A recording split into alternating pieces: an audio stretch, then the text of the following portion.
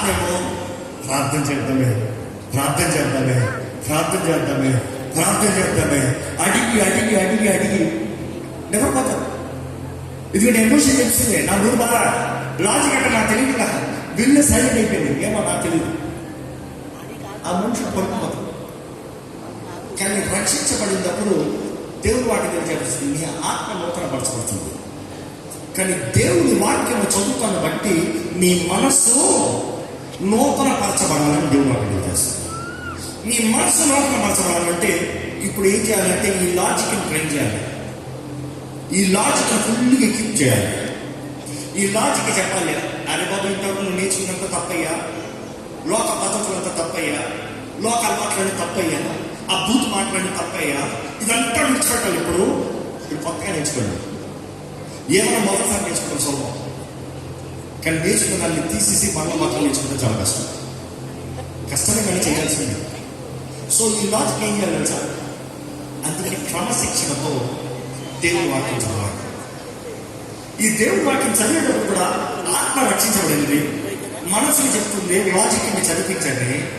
Emotion కదా, నాకు నిద్ర వస్తుంది, నాకు మంచిగా అనిపించలే, నాకేం అర్థం కావట్లే, నాకు బయటకు పోవాలని ఉంది, నాకు బిర్యానీ తినాలని ఉంది, నాకు పలానా ఎంటర్టైన్మెంట్ కావాలని ఉంది. ఈ మనస్సుని ఈ ఎమోషన్ డైరెక్ట్ చేస్తా ఉంది. కానీ వీళ్ళిద్దరు కానీ పట్టుపట్టారనుకో, ఈ పట్టుపట్టమే బుద్ధి వచ్చినప్పుడు అని అంటారు. అంటే ఈ విల్లు తెచ్చుకోలేదు, నన్ను మోసం చేస్తున్నారు. నా మనస్సే నన్ను మోసం చేస్తుంది, నా మనస్సే నన్ను పాడు చేస్తుంది.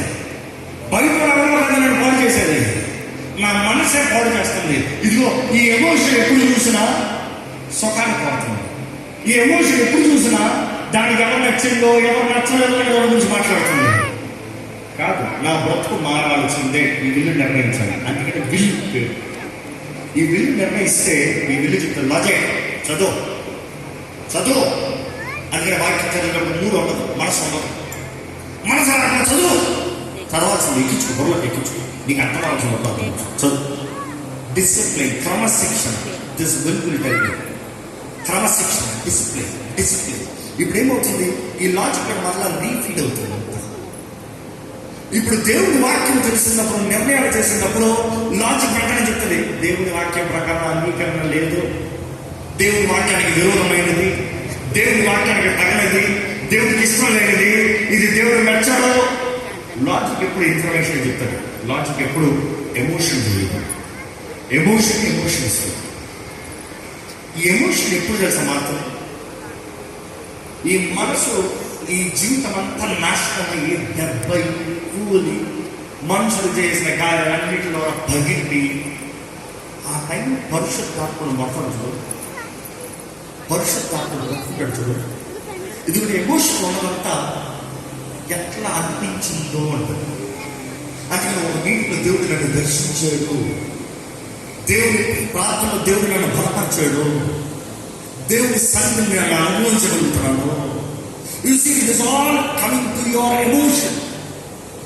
మీ ఎమోషన్లో మీ లాజిక్ నేర్పించాలి, దిల్లు ఒప్పించాలి. ఎమోషన్ అంటారు, మన వ్యక్తి పేరు ఇస్తే నాకు పాపం వస్తుంది. లాజిక్ అంటే నువ్వు క్షమించాలని దేవుడు నాకు తెలియజేస్తుంది, తాకపడతాను లేదు. బిల్ అంటే క్షమించు, ఇప్పుడు క్షమించు, క్షమించు, క్షమించు. ఎమోషన్ పడదు, కష్టం. ఎట్లా క్షమిస్తా, వాళ్ళు ఏం చేస్తారో నీకు తెలుసా, నాకు ఎట్లా అనిపించిందో నీకు తెలుసా. కానీ మీరు చెప్పాలి, క్షమించు, క్షమించు, క్షమించు, క్షమించు, క్షమిస్తా. Always it's majority 2 versus 1. వీళ్ళిద్దరు పైన పడ్డారనుకో ఈజీ అయిపోతుంది. వీళ్ళిద్దరు కలిసి అక్కడ పడ్డారనుకో సింపుల్ కాంబినేషన్. వీళ్ళిద్దరు కలిసి ఒప్పు, క్షమాపణ, క్షమించు. ఆ కట్లేస్తే ఎమోషన్ తెలిపోతుంది. ఆ ఎమోషన్ వల్ల దేవుని ఆత్మ సంచారణ కలిగినప్పుడు, ఈ ఎమోషన్ దేవుణ్ణి అనుభవించినప్పుడు ఒక ధైర్యం కలుగుతుంది, ఒక బలం కలుగుతుంది, ఒక మంచి ఫీల్ తెలుస్తుంది. నాకు తెలివి కనిపిస్తుంది, నా భారం కలిగిపోతా అనిపిస్తుంది. నేను క్షమించాను, నాకు తెలివి కలిగింది. నేను దేవుని ఆనందించాను, నాకు బలంగా అనిపిస్తుంది. దేవుని స్తుతించాను, నాకు చక్కగా అనిపిస్తుంది. చేస్తుంది? Your emotion is being renewed, transform. ఎప్పుడైతే ఈ మూడు కలుస్తాయో, లేచే ఇంకోటి ఆత్మ. ఈ ఆత్మ అంటది, దేవుడు నాకు బయలుపరుస్తాడు. పరిశుద్ధాత్మ అంట తండ్రి చిత్తాన్ని నీ ఆత్మకి తెలియజేస్తాడంట, నీ సైకిల్కి కాదు. అందుకే పరిశుద్ధాత్మ స్వరాన్ని నీ మైండ్ వెళ్ళలేదు, నీ ఆత్మలో తెలుస్తుంది. నీ ఆత్మలో తెలుసుకున్నప్పుడు నీ ఆత్మ చెప్తాడు ఇక్కడ వెళ్ళికి, నీ లాజిక్కి, నీ ఎమోషన్కి. దేవుడు పనులు చెప్తున్నాడు, ఈ సమయంలో ప్రార్థన చేద్దాము అన్న వెంటనే విన్నట్టది మోహరించు అనుకుంటాడు. మీ ముగ్గురు శరీరం మోహరించు. వెంటనే ఎమోషన్ ఉంటుంది, దేవా నువ్వు చెప్తున్నావంటే నేను చేస్తున్నా ప్రభువా. ఎమోషన్. ఆ ఎమోషన్ నేర్పుతుంది. ఆ ఎమోషన్ నేర్పడంటే చేతులు తీసుకోండి.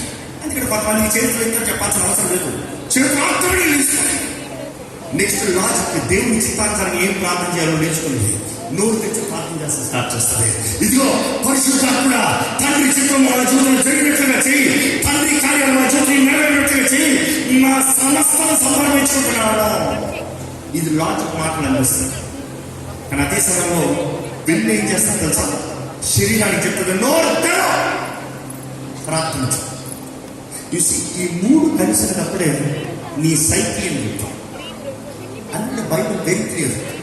ఒక మనిషి మనసు జీవితము, ఒక మనిషి జీవితము బ్రతుకు మారాలంటే తన మనసు మారాలి. తన మనసు అన్న వర్డ్ బ్రేకింగ్ వస్తే సైకిల్. Thank you pastor. ఒకసారి చెప్పండి మాకు అర్థమైందని చెప్పింది. నీలో మార్పు కాగాలంటే ఫస్ట్ నువ్వు మైండ్ మారాలి. నీ శరీరంలో మార్పు కాగాలంటే మైండ్ మారాలి. నువ్వు ఏ ఇన్ఫర్మేషన్ నోట్ చేసుకో మారాలి.